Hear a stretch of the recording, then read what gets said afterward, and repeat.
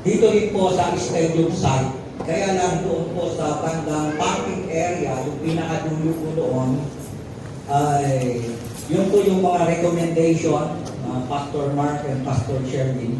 At yun po yung pinag-pray natin ngayon. 1,000 square meter na upahan. Magkakaroon po tayo doon ng sariling CR, sarili pong Sunday School Department, magkakaroon po ng table ang workup, office po ng etc. Ganun po yung plano natin. So, we are praying for God na mangyari nawa sa kapahintulutan ng biyaya ng Diyos sa atin. Kung paano po mangyayari ang mga ito, we need to give it to God. Pera, give it to God. Siyempre, pag wala po tayong pangitain, wala po tayong pangarap, paano tayo tutulungan ng God? We need to dream so that God will assist us and God will be with us. So when our church will see the vision to reach out souls, kasama ang Panginoon. Pero kapag wala po tayong pangalan, kung paano po pakilala ang kanyang pangalan at tagapagligtas, magiging wala tayo sa mundo. Amen? Amen. So today, pasensya na po kayo. Ang haba ng introduction ko. May I know Brother Laster Immaculada and his wife, Sister Joy. Sino pa rin? Master. Ayan. So, batang-bata. Ilang minute ka na bro? 28. Batang-bata. Ibig sabihin handang-handa sa pakikibaka. Amen? So, supportahan po natin siya. Of course, we are supporting our church at supportahan po natin ang outreach led by knowing your addresses.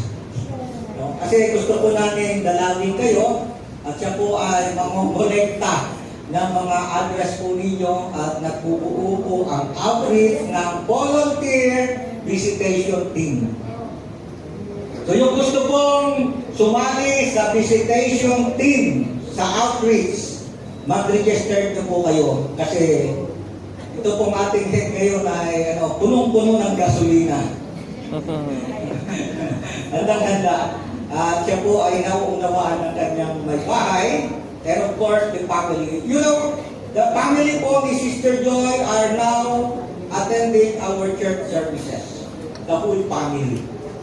At yun po yung kanya pong the best success in her life, nawin niya po ang kanyang buong pamilya. Nag-join po po sa kanya. Sister lang po noon ang nag-join. So, ganoon din po si Brother Laster. So, maganda po yung kanilang testimony sa Panginoon, how the Lord walk with them together.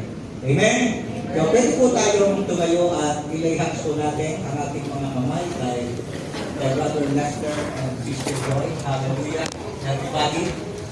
Heavenly Father, we thank you for the passion you have seen sa puso, Panginoon, ni Brother Lester and Sister Joy.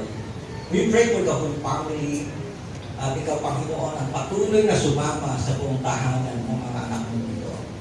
At ganoon din, Lord, sa buong kongregasyon na ngayon ay aming ipinagkakatiwala kasama ang suporta ng buong iglesia sa isang gawain, Panginoon, na ito po ang aming Diyos na susubaybay at titingin ng lahat ng aming mga pangangailangan financial.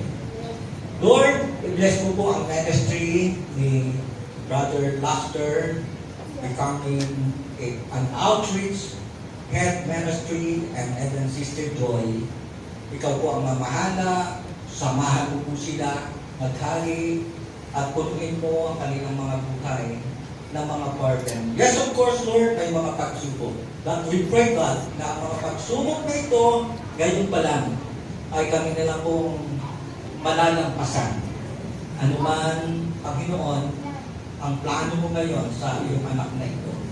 Dalangin namin ang pagpapatupad ng paghayo ng discipleship of God that is now the Great Commission. Yes, of course, we are pray God for the whole church and the Borda team, O God, and every individual congregation today that supporting in prayer. I pray blessings, Lord, for everyone.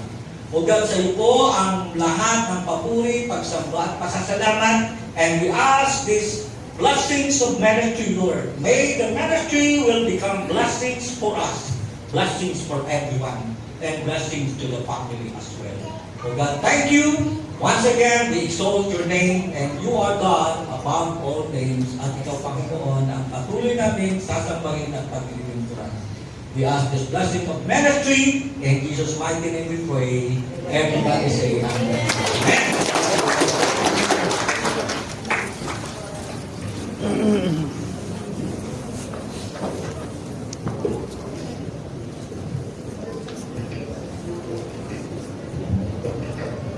Scapegoat. Good morning po. Parang matagay na. Parang disappoint kayo. Hindi pa po yun yung preaching. Parang preaching mo pala. Parang ganun yung reaction nyo sa good morning ko. Anyway, hindi na ako magpapaligay-ligay pa, no? At ngayon pa lang, hihingi na ako ng pasensya. It's either mag-rap ako dito or ma-overtime tayo konti. Ayan. Again, good morning! Good morning! Ayun. Medyo dising na. Ang ating pag-usapan is about scapegoat.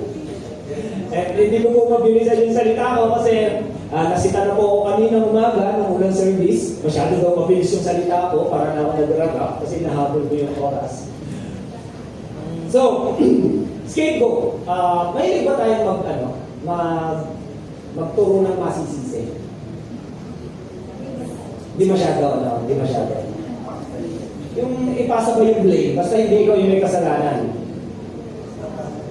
Either siya o iba, di ba? Ngayon yung scapegoat, nagano tayo yung scapegoat. Ano ba, may cake ka sa ref. Tapos pagbukas mo, wala na. Ano mo, sino kumain ng cake? Paglimo ng anak mo, may icing pa dito. Hindi ako, baka si kuya. Ikita-kita yung evidensya, di ba? Sa trabaho, deadline na. Hindi mo pa nasubmit hindi mo pa tapos. Yung output mo, wala pa. Anong dahilan? Siyempre, hindi ka may kasalanan, di ba?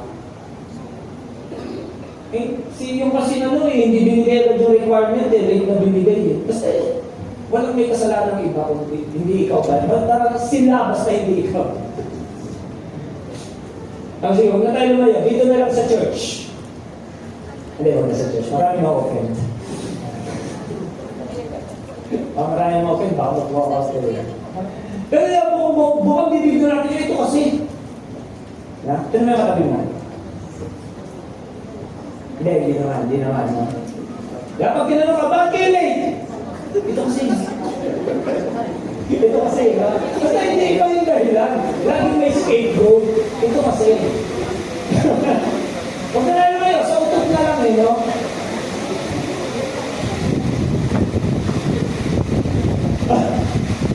Diba? Kumaho, sino mo to? Kung sino yung unang nagsalita, diba? Meron tayo pinakasabihan, no? Kasi hindi tayo lumusot, hindi tayo magpasa ng blame. Dati tayo nagkaroon na scapegoat. Gusto natin lagi may sasagot ng mga kasalanan natin at pagkukulang natin. Pero alam niyo ba, may isang tao na sumalo ng lahat ng kasalanan natin. Sino yan? Sino? Yun! Ano kinakanta natin? Yeshua. Ano yung sabihin na? Salvation. Hebrew name, Jesus. Yeshua, meaning salvation. He saves. So, ngayon proceed na po tayo sa ating verse. Ang ating pong verse ay Lucas 23:13 to 25. Ayan, sabi yan, Pilate called together the chief priests, the rulers, and the people, and said to them, "You brought me this man," talking about Jesus. "You brought me this man who was inciting the people to rebellion. I have examined him in your presence and have found no basis for your charges against him. So according kay Pilate, walang kasalanan. Not guilty si Jesus. Neither has Herod. Kahit daw si Herod, or he sent him back to us, as you can see, he has done nothing to deserve death. So according kay Pilate at kay Herod, si Jesus ay not guilty. Walang kasalanan. Therefore, I will punish him and then release him. Makakawalan siya. Hindi siya papatayin. Okay, next verse. But the whole crowd shouted, "Away with this man!" So ikaw, kailangan nagsakto. Nagising ko, sorry, nagising ko na pinulo. Balik ako, bawal ko sa luna. Release Barabbas to us! Sino si Barabbas? Barabbas had been thrown into prison for an insurrection in the city and for murder, mga patay tao, at saka rebellious. No, ito yung lumalabog sa Roman. Wanting to release Jesus, kita nyo, si Pilate gusto niya makawalan si Jesus at si Barabbas yung parusahan. No? Wanting to release Jesus, Pilate appeared to them again. But they kept shouting, "Crucify him! Crucify him!" For the third time, he spoke to them. Why? Parang bigil na rin. Bakit? Bakit? What crime has this man committed? I have found in him no grounds for the death penalty. Not guilty, sabi ni Pilate. Therefore, I will have him punished and then release him. Hindi mo siya papatayin. Si Barabbas ang ipapako natin sa Diyos. Next verse. But with loud shouts, they insistently demanded that Jesus be crucified. And their shout prevailed. So Pilate decided to grant their demands. He released the man who had been thrown into prison for insurrection and murder, the one they asked for, and surrendered Jesus to their will. Sige po, tayo na lang, Lord, we thank you for this opportunity to be your Lord and to learn. Allow us, Lord, to understand your message. Prepare our heart, Lord God, at makita namin, Panginoon, kung ano itong napakagandang ginawa mo para sa amin. Speak to us, Lord, the Holy Spirit, Lord, to move this morning. In Jesus' name we pray. Amen. Amen. Sige, palakpakan natin ang Panginoon. Okay, diretso na po tayo. Point 1, the wrong choice. Si Jesus po, he went to 6 different trials. Anim na paglilis bago siya nakako sa krus. Anim. 3 Jewish trials o sa religious court at 3 Roman trials o sa civil court. So tingnan natin yan. Hindi na natin ibabasahin isa-isa kasi baka tayo ay nabutin ng web service. Kaya bumoto mo lang natin. So, Jewish trials, religious court, ito yung 3 hearing niya. So, una kay Annas, which is the former high priest. And then naman yung verse, basahin ko na lang sa bahay kung ano nangyari. But, in summary, during this first trial niya, he was found not guilty. Walang evidence of wrongdoing. So, not guilty. Actually, yung sa buong anin na yan, not guilty. No? Walang evidence. And then pangalawa kay Caiaphas, which is yung current na high priest, kasama yung sub-member of Sanhedrin, and this hearing was held at night. So bawal yung dalawa na to. Private, bawal yan. Saka yung night hearing, bawal yan. No? And then during this night hearing, nagbayad sila ng mga false witnesses para idiin si Jesus. Kaya lang, ang problema, itong mga false witnesses, they contradict each other. So sablay itong mga binayaran nila. Pero during this time, Jesus was condemned for blasphemy. Bakit? Kasi he's claiming to be the Son of God. Which is, totoo naman. Okay? Kaya lang, siyempre, guilty siya on religious claim. Guilty siya sa religious claim for blasphemy, but not a real crime. Hindi talaga siya crime. And then pangatlo, sa Sanhedrin, ito na yung formal, ito na yung legal, no? Formal meeting na to sa Jewish High Court, and it was held in the morning to confirm the death sentence. And during this hearing, same conclusion. He was condemned for blasphemy, for claiming to be the Son of God, pero again, wala talagang actual right. So, guilty siya sa religious court. Pero siyempre, wala namang karapatan ng religious court for death penalty. Kaya dinala siya kay Pontius Pilate. Ito yung first appearance niya, so tatlong trials niya sa civil court. Dinala siya kay Pontius Pilate. Ito yung Roman governor, no? Ngayon, yung blasphemy na charge sa kanya, naging reason. Bakit reason? Kasi pinano nila na piniplay ni Jesus na siya yung king of the Jews. So ngayon, threat na to sa Romans. Kasi kung may king ang Israel, maglalaban niya. Hindi na sila pwede collect ng tax, ganyan si Medina, no? Kaya lang, after political investigation ni Pilate, he concluded that I find no basis, no, dun sa charge against him. So, not guilty ulit. Okay? So, ang ginawa ni Pilate, to avoid responsibility, pinadala si Jesus kay Herod sa Jerusalem. Ngayon, si Herod, alam niya naman yung naririnig niya, kilala niya na si Jesus. So, I don't know what happened. Siguro, pinag-miracle niya si Jesus. Pero, ang nangyari, namak si Jesus at hindi siya nalitis ng seryoso. So, pinadala ulit siya pabalik kay Pilate. Again, walang charges. Not guilty. Then, pangatlo, ito na yung second appearance niya, ito na yung binasa natin. No?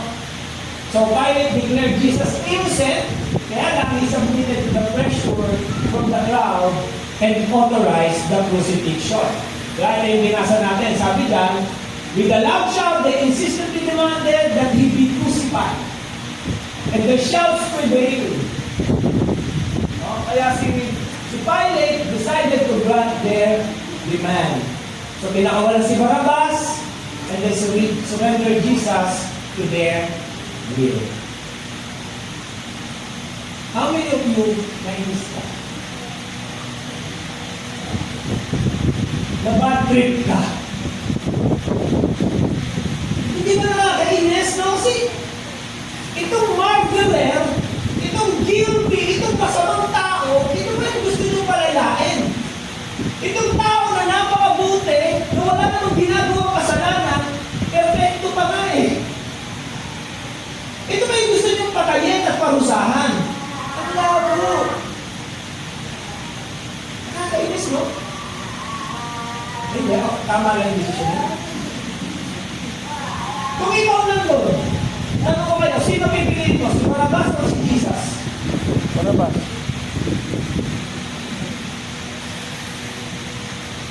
Malakas yung Barabbas kaysa sa Jesus.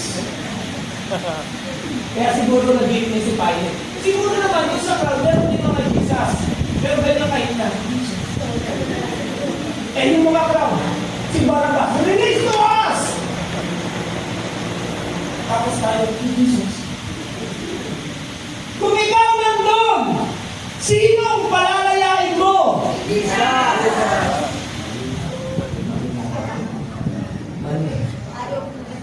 Sino palalayain? Sapa, sino palalayain? Magiging din na sa Pilate yan. Siguro kasi Barabbas na yung papa ko sa krus. Pag ganyan kalakas sa sino. Pero hindi na yung isa. Hindi mo pera kasalanan natin. Kaya alam, do you know? Alam niyo ba? Every day, we face the same choice. Every day. And depending dun sa choice na pinipili mo, It's either you're choosing Barabbas or Jesus.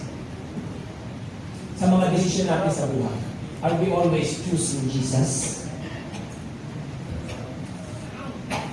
Tahimik po tayo, mga kapatid. Okay, let's try. Sige. Try natin. Kung sino pipiliin natin. Okay lang? Try natin. Okay.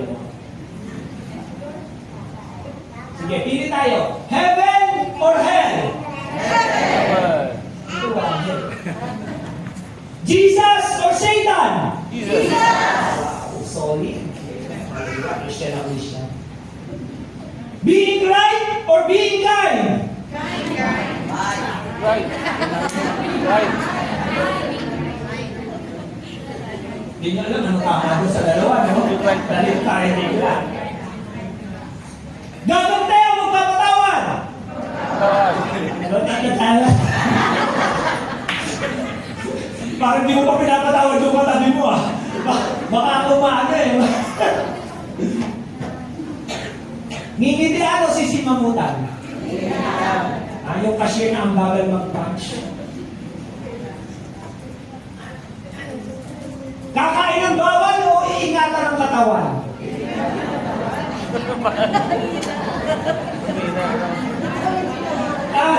Aray! Yung rayuma ko. Ito madali lang. Facebook o Bible? Talaga lang ha? Talaga lang ha? Bible ha? Ang bilis niya naman magbasa ng Bible. Netflix o devotion? Devotion. Thank you for being honest. God bless you. Gadget o prayer? Prayer.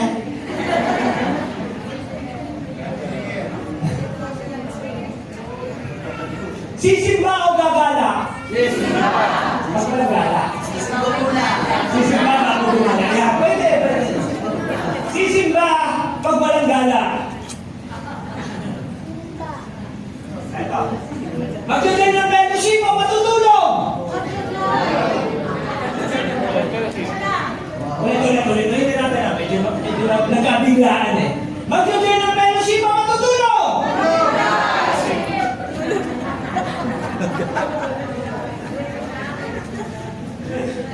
Kakaiba talaga rin. Mamaya po may ladies fellowship. So it's either matulog kayo o mag-join kayo ng fellowship. So si Barnabas ba o si Jesus? Magkakaalaman ko mamaya kung sino po ang ating pipiliin. Pero seriously speaking, until today, this question echo. Who will you choose? Are we choosing sin or are we choosing Jesus? Every day, in every decision. So I hope we're conscious when we're choosing, when we're deciding ano ang pinipili. Isa ba tayo sa bisigaw? Crucify Him, crucify Him. Okay, sige. Masyado na po kayong malungkot. Pangalawa po, tingnan po natin itong ceremonial law. Bakit natin ito titingnan? To understand bakit kailangan mangyari kay Jesus ang mga nangyari sa kanya.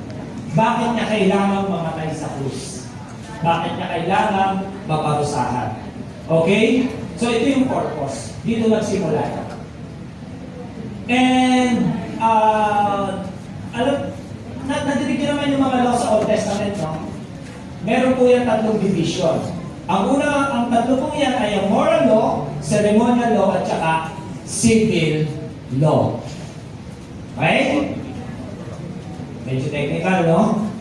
Itong moral law, ito yung mga right and wrongs. Ito yung mga magpapatay, ang mga ngalinya. Diba? Yan yung mga moral, morality. Yung Ten Commandments kasama yan.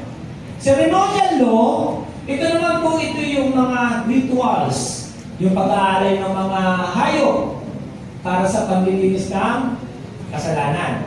Ito yung mga rituals, no? Yan yung mga ceremonial law. And then, civil law, ito naman yung mga judicial, no? Justice system natin.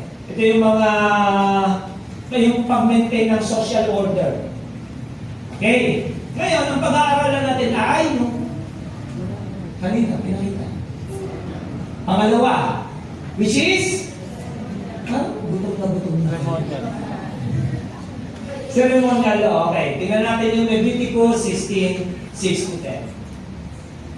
And Aaron shall offer his bullock of the sin offering, which is for himself, and make an atonement for himself and for his house. And he shall take the 2 goats. Take note po lang, importante po yung 2 goats na yan.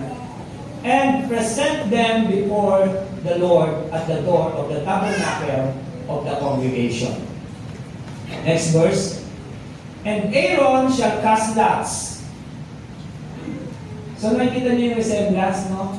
Dun sa New Testament, yung binasa natin kanina about kay Pilate, kay Barabbas, and kay Jesus. So may 2 goats, during the time may 2 men, and may cast lots upon the 2 goats, 1 lot for the Lord, and the other lot for the scapegoat. So yan po yung title natin message. And Aaron shall bring the goat upon which the Lord's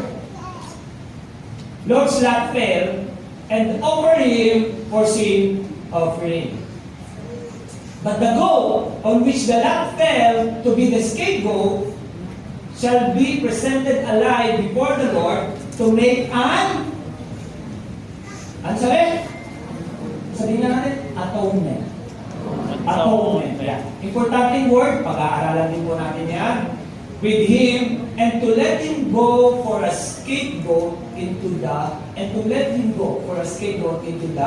wilderness. So, palalayain po yung scapegoat.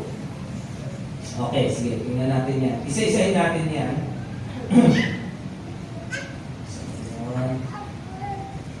So, mapapansin nyo, no, King James yung binasa ko, no verse. Kasi, basta po nag-King James na po tayo, magpupunta ko na medyo technical po tayo, kaya gisingin mo yung katabi mo, sabi mo, huwag kang anto kayo, medyo technical po magiging usapan for this part ng message natin. And kung interested ka, please take notes kasi importante po itong mga to. And by the way, dito po talaga nag-originate yung word na scapegoat. Kaya ginagamit natin yan until now eh. Pero ito po yung origin yan, dyan po talaga yung nagsimula. And then, during this time, once a year, God established, tinatawag nilang National Cleansing and Judgment Ritual para sa nation of Israel. Ang tawag po dyan ay the Day of Atonement. Yan, kung narinig niyo na po yan, ang tawag po dyan, yan po yung Day of Atonement. So, during that time, only the high priest enters the Holy of Holies, which is, for this time, si Aaron yun. Ay, talabitin niyo yung mata nyo, baka inaantok na, dinadahan-dahan ko para ma-absorb natin. So, before i-deal ni Aaron yung sin of the nation of Israel, kailangan niya munang i-deal yung sin personal niya. Kaya magsasacrifice siya ng bull. Ano ang English sa bull? Ay, Tagalog. Basta yun, alam niya na yan. And then, pagkatapos nun, kasi even the high priest, no, is unclean. Kailangan niya munang linisin. Amen. No? Even the high priest is unclean. So, even kami pong mga pastor is unclean. Lalo na po yung katabi nyo, is unclean. No? Kaya, kailangan lawakan natin ang ating pag-unawa at pasensya dyan. Ngayon, pag nalinis na, no, nakapag-sacrifice na si Aaron, yung high priest, eto na ngayon, ibigin niya na ngayon yung kasalanan ng Israel, ng buong nation. Here comes the 2 goats, yung 2 kambing. So yung isang kambing, papatayin. Papatayin, iyon yung magsasatisfy sa galit ng Diyos. for God's wrath. To appease God. Kasi galit ang Diyos sa kasalanan.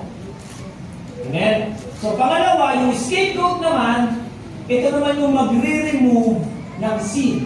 Ito yung mag-aalis ng kasalanan. Okay? So dalawa yung goat at magkaiba yung purpose nila. Ang gagawin ni Aaron doon sa scapegoat, inilay niya yung hands niya, and then i-confess niya lahat ng kasalanan ng bayan ng Israel. Ipapasa niya lahat sa goat. And then yung goat, pakakawalan sa wilderness, dala-dala yung kasalanan ng Israel. Kaya, wala na yung kasalanan. Para maalis yung kasalanan. Yun yung ritual ng paglilinis. And kailangan yung dalawang goat for atonement. Yun yung purpose na. Para magkaroon ng atonement. Ngayon, itong atonement na to is a theological term. Narinig niyo na ba itong word na to before? Narinig niyo na? Isa lang yung nakarinig before? Sige, bago lang to. Sige. Atonement, no?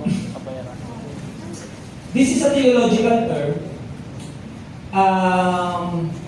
Ito yung purpose ng dalawang book. So, anong meaning nito? Tingnan natin. No?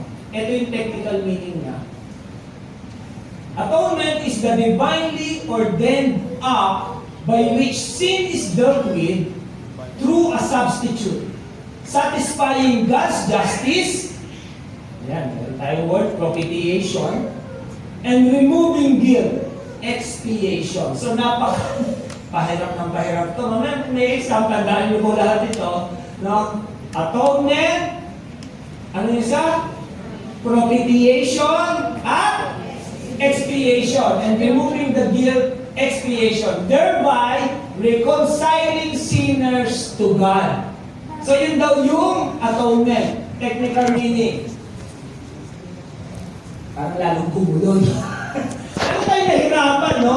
Sige, basta natin siya, alam natin yung technical meaning. Ngayon, punta tayo sa layman's explanation kung ano itong atonement. Atonement, from the root word, atone.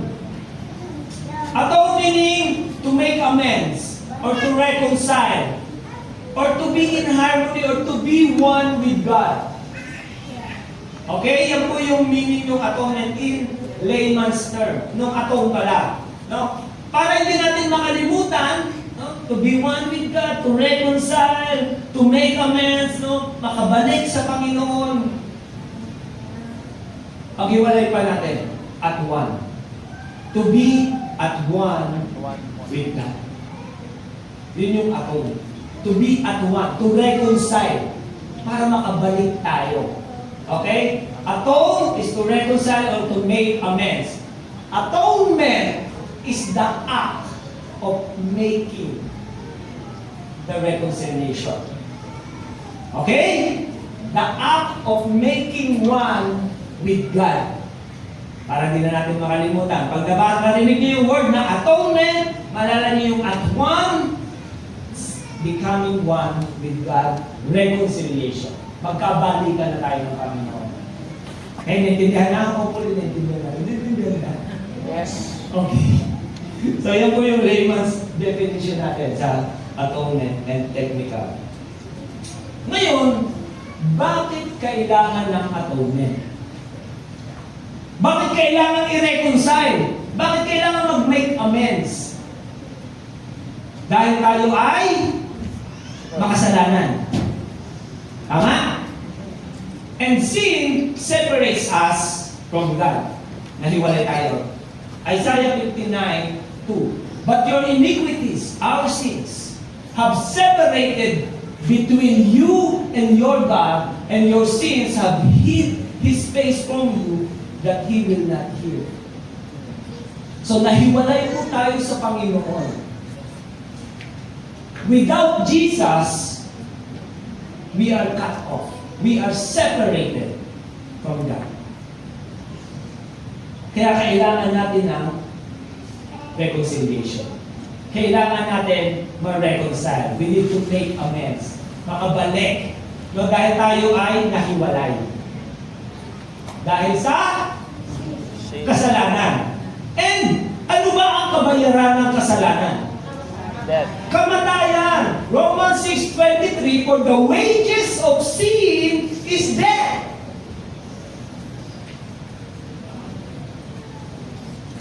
So, ang penalty po ng kasalanan ay kamatayan. Kaya naman, kailangan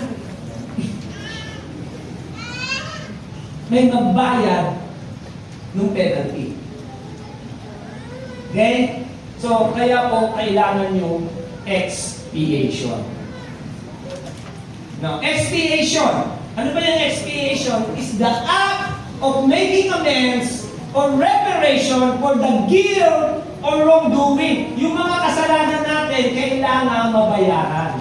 For the wages of sin is death. Nagigets? Yung mga wrongdoings natin, yung mga kasalanan natin, para hindi natin makalimutan, hinighlight ko yung X. No, yung mga mali mo. Yung mga nakaraan mong pagkakamali. Yung X mo, kalimutan. Kaya nga, X na eh. No? Mali eh. Inalis na ni Lord sa'yo, binabalikan mo pa. Inalis na ni Lord sa'yo, hindi ka pa makamove on. Expiation, yung mga wrongdoings natin, yung mga mali natin. No? Yun yung kailangan maayos, kailangan ma-expiate. Yun yung ina-address ng expiation. Ngayon, ano naman yung propitiation? Diba kanina, dalawa yan eh, para makukulit yung atonement. Kailangan yung expiation at saka propitiation. Propitiation. So ano ba yung propitiation na yan? Kasi sabi sa Romans 1:18, for the wrath of God is revealed from heaven against all ungodliness and unrighteousness of men. Ibig sabihin, dahil tayo makasalanan, galit ang Diyos sa atin. Ama? No? Do you agree? Okay.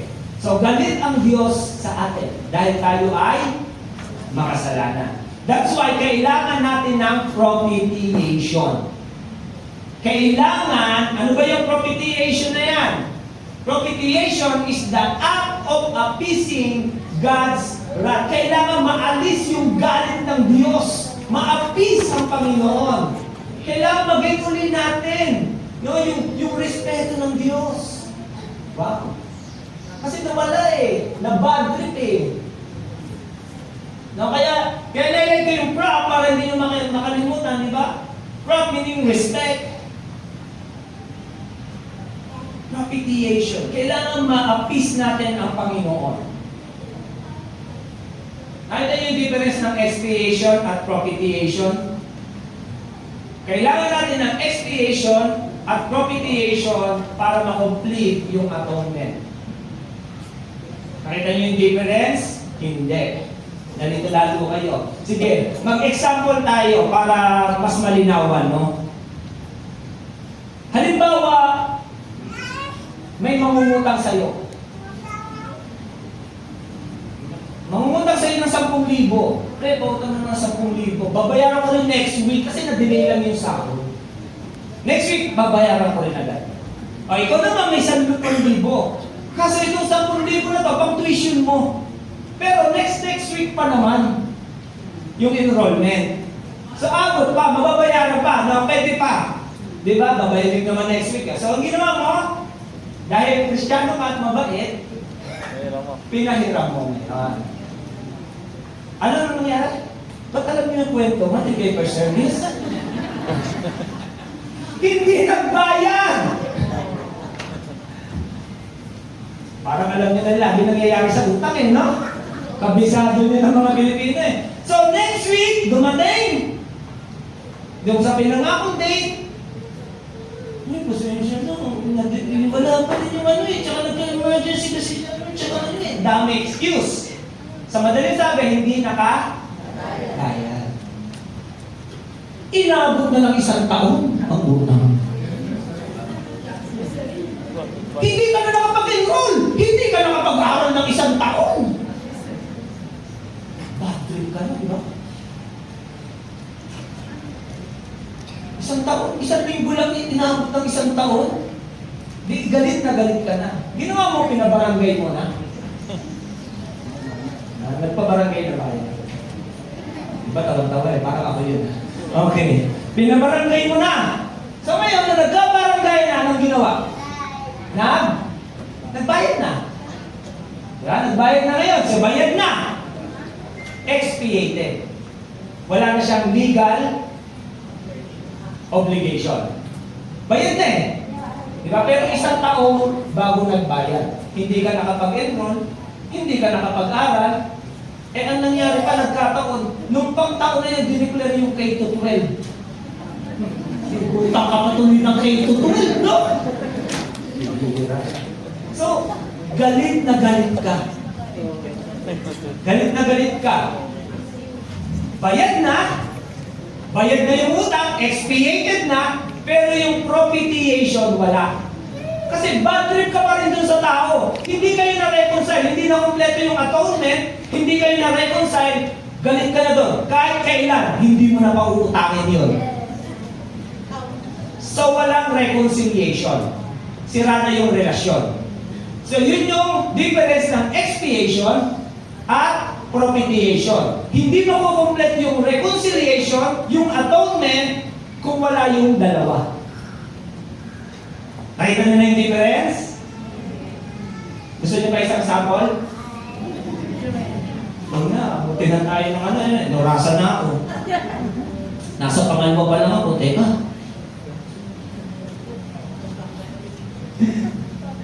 Ayan na, wala na tuloy yun eh. Okay.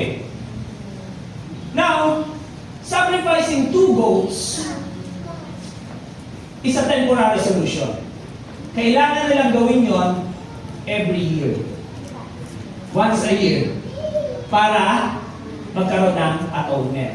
And sabi sa Hebrew 10:4, it is impossible for the blood of bulls and goats to take away sins.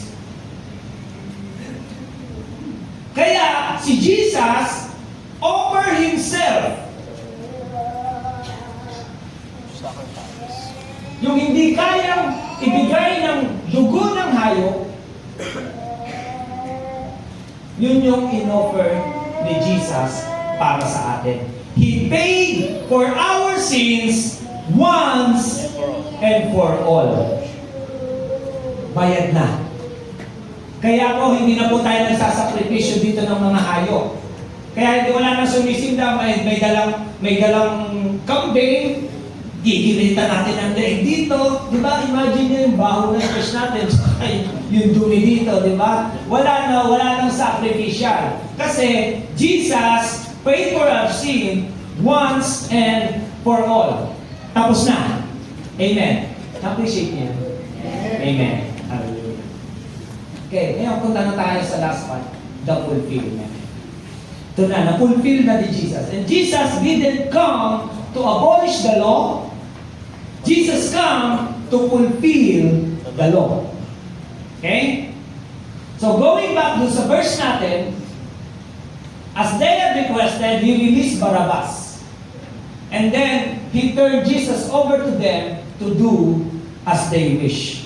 Kahit na naiinis tayo, kahit na hindi tayo masaya sa naging desisyon nila, na si Barabbas, yung mamamatay tao ang pinalaya, yung guilty, yung makasalanan, yung masamang tao, siya pa yung pinalaya, at yung perfecto, yung mabait, na wala nang ginagawang mali, siya pa yung pinatay, kailangan mangyari yun. Para magkaroon tayo ng atonement. So, paano nangyari yun? Paano na-complete ni Jesus yung atonement? The atoning work of Christ. Paano yan na-complete? Kailangan may expiation. Kailangan may propitiation para tayo ay magkaroon ng atonement. So, una, yung expiation, He personally carried our sins in His body on the cross so that we can be dead to sin and live for what is right. By His wound, we are healed. Siya po ang nagbayad ng ating utang. Expiation. Now, we are expiated because Jesus paid for our sin. Paid the penalty of our sin. And paano naman nangyari yung propitiation? Bayad na nga, pero bad trip pa rin. Kaya naalala niyo yung sample natin? Nagbayad naman ng utang, inabot naman ng isang taon, inabot ka pa ng K-12. So bad trip ka pa rin. Kaya paano naalis yung galit ng Diyos? By propitiation. John 3:36, whoever believes in the Son has eternal life. Whoever does not obey the Son shall not see life, but the wrath of God remains on him. So kung hindi tayo maniniwala kay Jesus, yung galit ng Diyos will remain in us.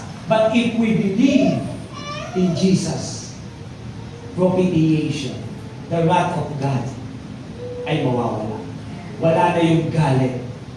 Wala na yung ines sa atin ng Diyos. Wala na yung bad trip. Kaya we will be reconciled. We are atoned. Nakumpleto yung atonement because of expiation and propitiation. As a result, 2 Corinthians 5:17 to 21, therefore, if anyone is in Christ, the new creation has come, the old has gone, the new is here. All this from God, who reconciled us to Himself through Christ and gave us the ministry of reconciliation, that God was reconciling the world to Himself in Christ, not counting people's sin against them. And He has committed to us the message of reconciliation. We are therefore Christ's ambassador. As though God were making His appeal through us, we implore you on Christ's behalf, be reconciled to God. God made Him who had no sin to be sin for us, so that in Him we might become the righteousness of God. Wow. Palakpakan naman natin ang Panginoon. Jesus was both the expiation and the propitiation of God. Siya yung nagbayad, siya yung nagsakripisyo. Kaya tayo na-reconcile sa tingnan nyo kung gano'n ka-importante yung reconciliation natin sa Panginoon. Ilang beses binanggit dyan. Ba, yan yung reason bakit si Jesus kailangan magkatawang tao, mamatay sa krus para sa atin so that we can be reconciled to God. Atonement. That's the atoning work of Christ. Napakahalaga po niya.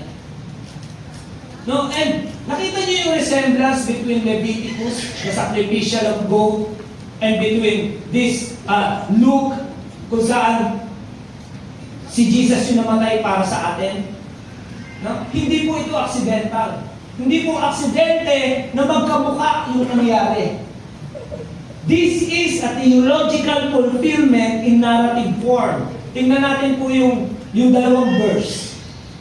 Leviticus 6:16, 6 to 10, at Luke 23. Di ba? May dalawang goat, stood before God. Yung scapegoat at yung sacrificial goat. Two men stood before the people. Si Barabbas at si Jesus. And then one goat died and one was released. And then dito sa Luke, one man died, which is Jesus, and one was released. Si Barabbas. Sin was symbolically transferred dun sa goat. Sin was actually carried by Christ. The guilty, no, yung pinagpasahan ng kasalanan, go free because sin is placed on the goat. The guilty, si Barabbas, goes free because sin is placed on Jesus. Kita nyo? Mirror, resemblance, parallel, no? Kitang-kita natin yung pagkakapareho, and this is not an accident. And the most amazing message here, ang napakaganda pong mensahe dito, is that this is not just about Barabbas. This is our story. Ito po yung kwento ng buhay natin. Ito po yung kalagayan natin. Ito po yung sitwasyon natin. Ano bigay mo sa'yo?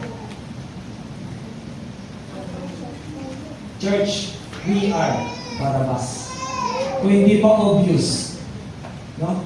Si Barabas po is a mirror, is a type, no? Tayo po ang nire-represent ni Barabas. Hindi po accidental yung character ni Barabas.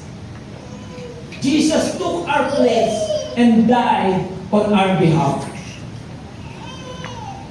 Yung sinful, yung guilty, yung makasalanan, yung masama ugali, was set free.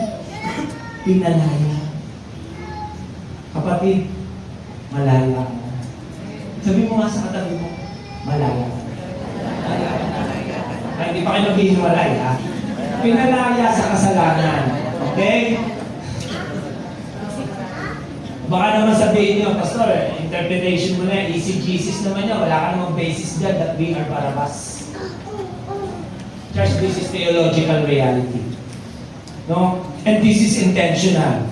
Even the name of Barabas is intentional.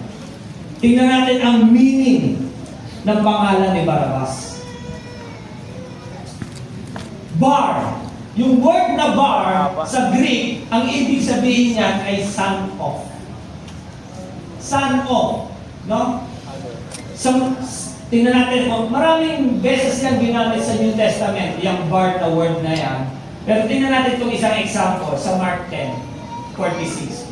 Then they reached Jericho, and as Jesus and his disciple left town, a large crowd followed him. A blind beggar named Bartimaeus, meaning son of Timaeus. Bartimaeus. Bar, son of Timaeus. So was sitting beside the road. Bakit? Wala bang pangalan yung blind beggar? Bakit Bartimaeus? Bakit son of Timaeus? Hindi na lang kung ano yung pangalan niya. Do you wonder? Actually, ginagawa natin yan ngayon. Di ba? Pag may tumakbong bata dyan, kayo nung anak yan? Di ba? Sabi, ay, anak yan ni Brother Ryan. Di ba? Hindi natin alam pangalan, pero kilala natin yung tatay, kaya son of yung ginagamit natin. Anak ni. Kaya pag anak ni Pastor Bill, si Pastor Mark, anak yan ni Pastor Bill. So pag tinawag siya ay Barbil.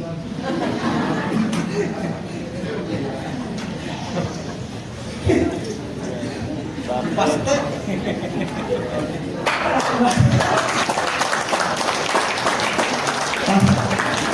Naisip ko tuloy si Pastor Bear. Yung anak ni Pastor Bear. Barber. Yung nagdas kanina si Julina. Yung anak ni Julina. Barjolina. Bakit?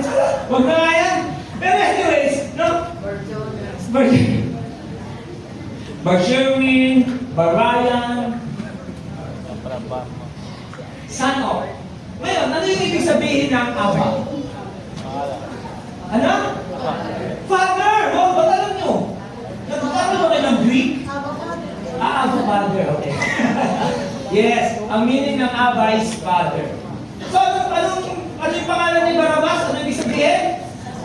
Son of the Father. Wow! Son of the Father. Ang tanong ko sa inyo, sino ang Son of the Father?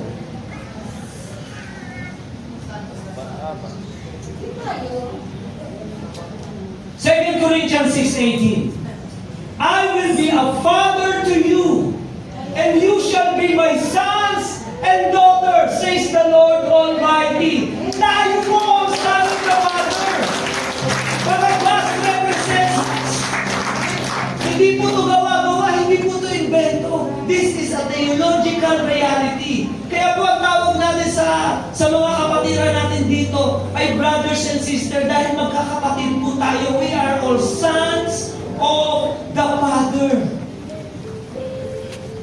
We are Barabas. Barabas is the mirror, the type humanity. Represents us, the Christians. No? And this was most amazing revelation. Alam niyo kung ano mo ang first name ni Barabbas?